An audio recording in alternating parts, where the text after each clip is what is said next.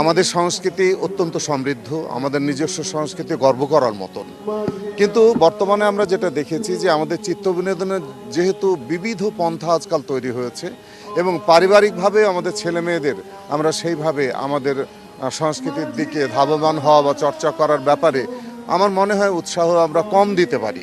ঠিক এই কারণে বর্তমানে আমাদের যে নিজের সংস্কৃতি, আমাদের জাতীয় কবি আমরা মুখে বলি, কিন্তু সার্বিকভাবে এবং সম্পূর্ণ নজরুলকে উপস্থাপন করার জন্য যে চেষ্টা বা যে কর্মকাণ্ড করা উচিত আমরা সেখানে পিছিয়ে আছি। এর আগে আমাদের যখন নজরুলের শতবর্ষ আমরা পালন করেছিলাম তখনও নজরুল বর্ষ একবার হয়েছিল।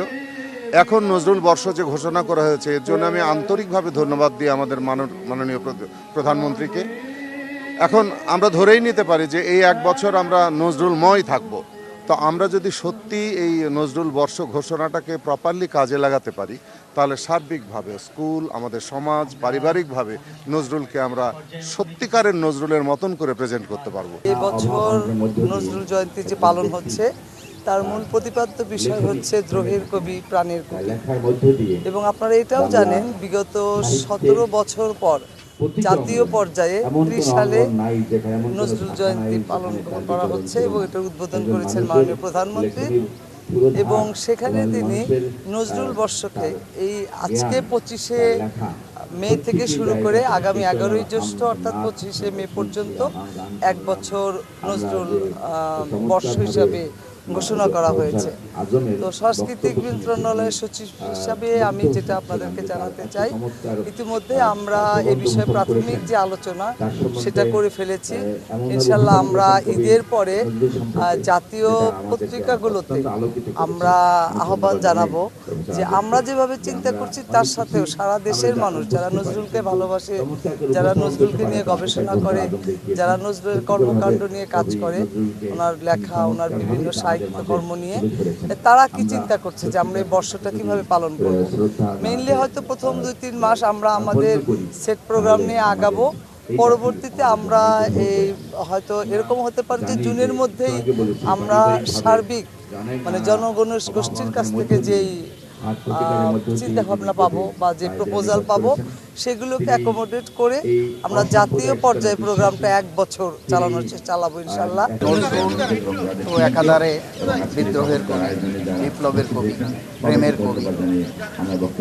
তো নজরুলের যে কাব্যগ্রন্থ এবং তার যে লেখনী সেটা সবসময়ই সমাজের জন্যে, মানুষের জন্যে প্রগতির পক্ষে।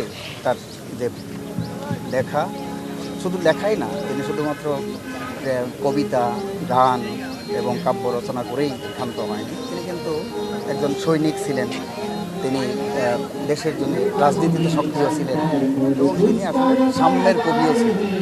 নজরুল সবসময়ই একটা অসাম্প্রদায়িকতার কবি ছিলেন। জাতীয় জীবনে তিনি যেভাবে আমাদের আন্দোলিত করেছেন, সকল সংগ্রামে মুক্তিযুদ্ধ থেকে শুরু করে আমাদের গণ আন্দোলন যেটা হয়ে গেল সেখানেও কিন্তু কবি নজরুলের গান, কবিতা আমাদের পাথেয় হয়েছিল।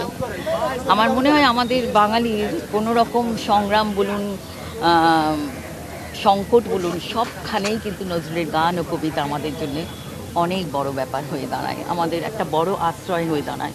আমরা যখনই কোনো কাজে যাব, মানে দেশ জয় করার জন্য বলুন, আমাদের নিজেদের জীবন জয় করার জন্য হলেও নজরুলের গান আর কবিতা আমাদের সঙ্গে থাকবে। এবং তিনি আমাদের জাতীয় কবি, এবারে বোধহয় সরকারিভাবে ঘোষণা করা হয়েছে, এটাও একটি আনন্দের বিষয়, অনেক আনন্দের বিষয়। আর এটা এই 25 থেকে সামনের 25 পর্যন্ত নজরুল বর্ষ হিসেবে ঘোষণা করা হয়েছে, এটাও অনেক বড় একটা আনন্দের ব্যাপার। আমরা যেন এই বছরটিতে নজরুলকে নিয়ে নানানভাবে কাজ করতে পারি এবং যারা যেসব প্রতিষ্ঠান আছে তারাও যেন এগিয়ে আসেন এই বছরটিকে মানে কাজে লাগাবার জন্যে, তার জীবনের যে কোনো দর্শন নিয়ে যেন আমরা সকলের কাছে পৌঁছাতে পারি। এবং কাজী নজরুল ইসলামের আমি বলেছিলাম যে আজকের দিনটি ছুটি ঘোষণা হোক, কিন্তু তারা বলেছেন যে এটা পুরো বছরটাই নজরুলের বর্ষ হিসেবে হবে। তো আজকের দিনটি একটু ছুটি ঘোষণা হলে আমার মনে হয় এটা আরেকটু প্রাসঙ্গিক হতো।